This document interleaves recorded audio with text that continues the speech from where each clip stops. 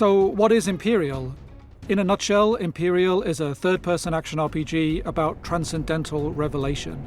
The game begins with your arrival on an unexplored planet to join an expedition that's discovered a monolith built by a lost ancient civilization.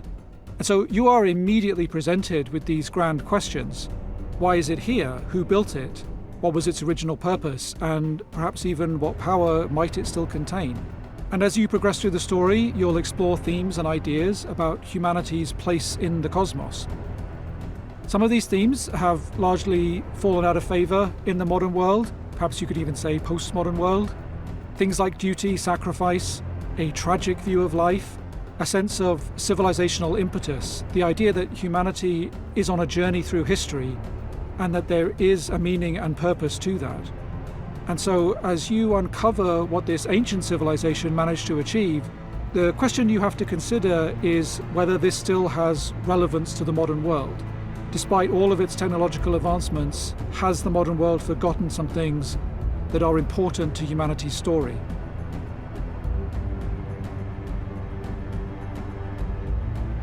To begin your journey towards these discoveries, you will of course first need to make your character. We have a fairly extensive character creation. You can play as male or female, and there's quite a lot of customization options beyond that. When you're happy with how you look, then you select a background. So this is not a hugely important decision, honestly, because the equipment that you get as part of the background you choose is going to be replaced as you play the game, but it does give you a little bit of flavor to begin the game with. Once you finalize your character, you arrive in the hub to meet the rest of the expedition. Each member of the expedition has their own personal questline. All of these questlines have multiple endings, and it's even possible to fail them entirely. These quests each explore a different facet of the human condition, and this is based on the ideals of the individual themselves, the challenges they faced, and what they hope to ultimately achieve. But again, all revolving around this incredible discovery that the expedition has made. The gameplay of Empyreal is a mix of traditional third-person action and I would say isometric ARPG elements as well, in the way that abilities work in the game.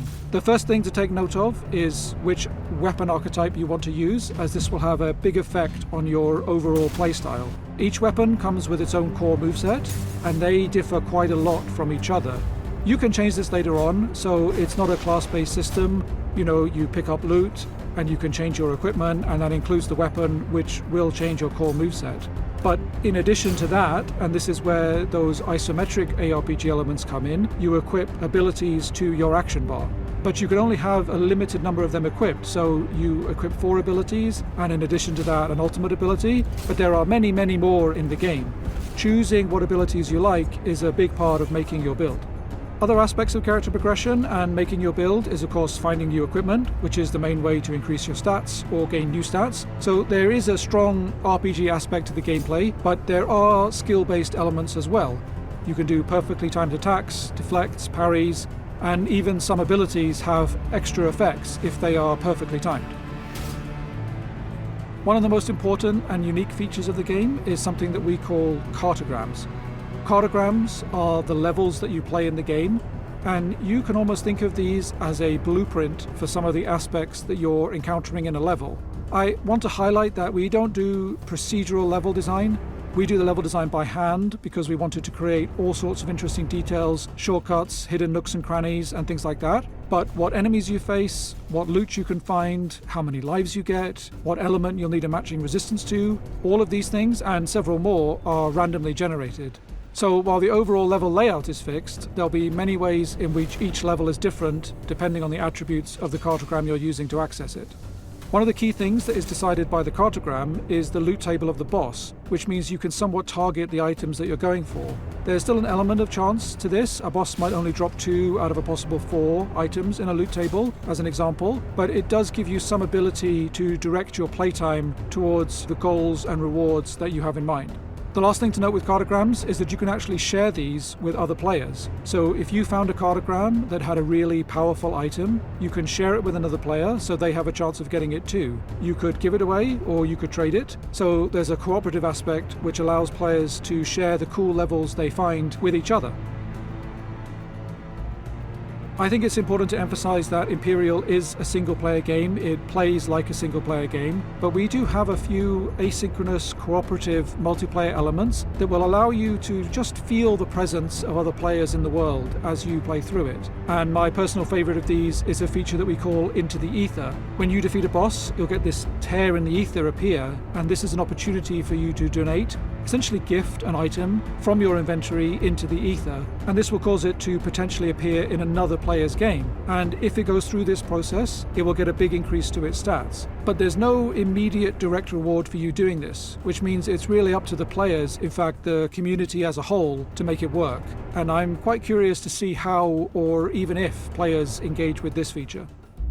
At Silent Games, though we are a small team, our ambition is to make feature-rich games that have a great deal of depth to them, both in terms of the mechanics, the combat, the RPG systems, but to the narrative as well, with themes that are thought-provoking and a detailed backstory to give context to the world and the universe. Our hope for this game is, maybe it almost sounds too obvious, but we hope players enjoy it for what it is, a single-player RPG experience with a thought-provoking story, with a lot of RPG mechanics and systems that you can really get stuck into, playing around with these systems to make interesting builds, and with a pretty substantial endgame to try those out in. If people play through the game, they enjoy that experience, they may be a bit surprised about the amount of depth there is to the game and the size of the endgame. We have a fully fleshed out New Game Plus, for example, with some features that are exclusive to New Game Plus even. So play through all of that and then leave happy, then we would consider that to be a big success.